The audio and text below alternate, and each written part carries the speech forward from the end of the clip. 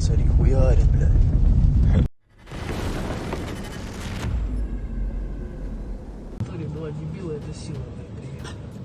Ukrainian forces have intensified their strikes on Russian military installations, industrial hubs, and energy infrastructure over the past 4 months. According to collected data over the 4 months, Ukraine launched at least 66 successful attacks on strategic targets inside Russia.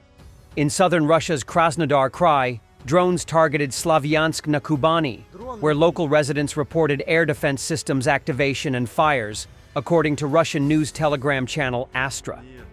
The regional operational headquarters later confirmed the attack, but did not mention its target, stating that falling debris caused dry grass fires on the city outskirts.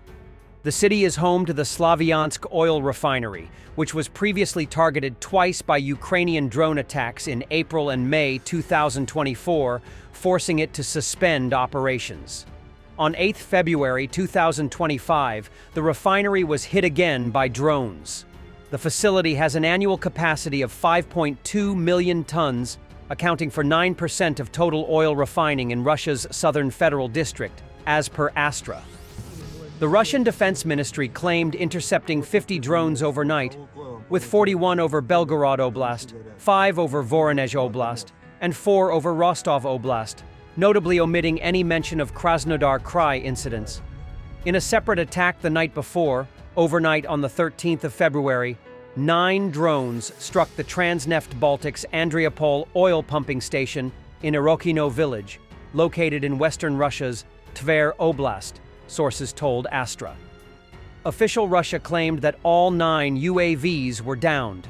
Ukrainian media outlet RBC Ukraine reported that the facility temporarily suspended operations, citing its Ukrainian security service sources. This marks the second attack on the facility in recent weeks, following a 28 January strike that damaged the communications building roof, operator station, and filtration pump area, causing an oil spill and fire. Operators of Vidar from the 60th Brigade brilliantly destroyed a Russian BMP with infantry heading for an assault. Only the driver survived, temporarily. As of February 14, 2025, the Ukrainian 60th Separate Mechanized Brigade has been actively engaged in defensive operations against Russian forces, particularly in the Terny region. Despite being outnumbered approximately 5-1, the brigade has effectively utilized drone technology to repel assaults, inflicting significant casualties on the enemy. Recent reports indicate that over 1,000 Russian soldiers have been killed in the ongoing battles for Terny. In a strategic offensive on February 13, 2025, the Ukrainian Air Force executed a high-precision strike on a Russian military facility near Yelizavetivka, in Russia's Kursk region.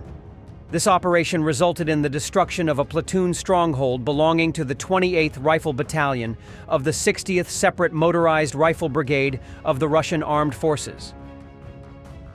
Russians enjoying the luxury conditions in the so-called Luhansk People's Republic Hospital. Russians are complaining there aren't even enough basins for the bedridden.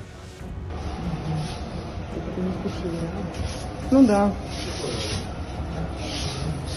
Вы вообще ничего не видели. Putin's propagandist Tolstoy tried to mock the delivery of Mirage jets to Ukraine, claiming they could be destroyed with a microwave. However, the host shut him down, dismissing such remarks as nonsense after nearly 3 years of war. We are not afraid of microwave mirages. We will burn them all of them. Peter Olegovich, you know, I like this story. I remember how, as a whole country, and honestly, I also did not deny myself this pleasure on air. In the year 1718, we just laughed at some, well, American, I think.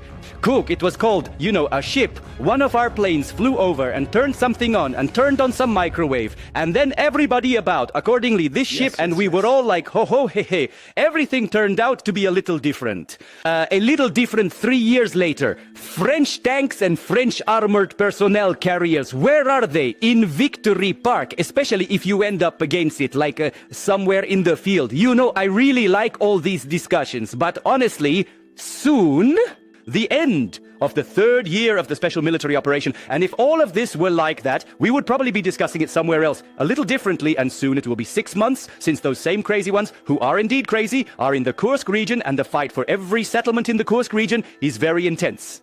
Europe has strayed from our shared values. U.S. Vice President Vance.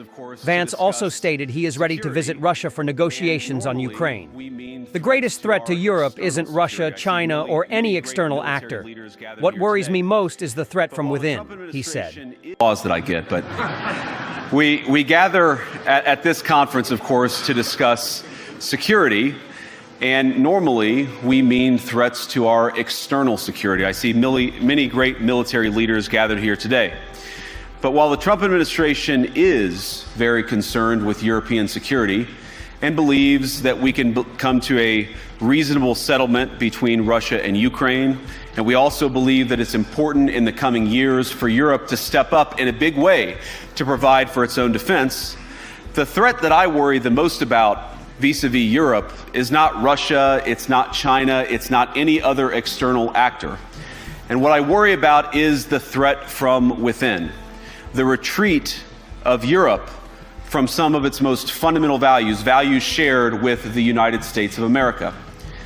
Now, I was struck that a former European commissioner went on television recently and sounded delighted that the Romanian government had just annulled an entire election. He warned that if things don't go to plan, the very same thing could happen in Germany too. Peace through strength is necessary for both Ukraine and Europe, says European Commission President Ursula von der Leyen. Putin says he wants to meet, but on what terms? He must show that he truly wants peace and has abandoned his ambitions to destroy Ukraine, she stated. On the other hand, President Putin says he's willing to meet, but on what terms? It is up to him to demonstrate that his interest is not to prolong this war. It is up to him to show that he has given up his ambition to destroy Ukraine. And let me be very clear. A failed Ukraine would weaken Europe, but it would also weaken the United States.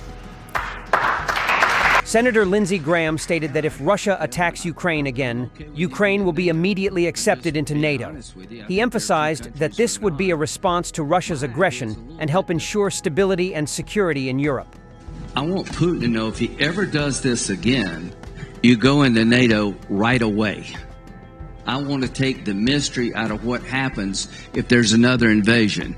You get sanctioned, there's a bunch of bad things come your way, we'll have troops on the ground in Ukraine. We'll have American business interest.